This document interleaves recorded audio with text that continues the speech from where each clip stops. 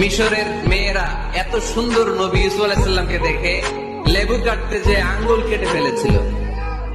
কোরআনে এই কথা আছে না নাই?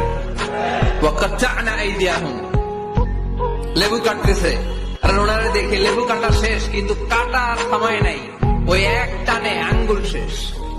এই কথা যখন আমাদের প্রিয় নবীর স্ত্রী আমাদের আম্মা জান আয়েশা রাদিয়াল্লাহু তাআলা আনহা শুনলেন, উনি বললেন, ও মিশরের নারীরা, তোমরা ইউসুফ নবীর চেহারা দেখে লেবু কাটতে যে আঙ্গুল কেটেছো, তোমরা যদি আমার স্বামী আমার নবী প্রিয় নবীর চেহারা দেখতা, তাহলে লেবু কাটতে যে আঙ্গুল নয়, কলিজাটা কেটে খান খান করে দিতা।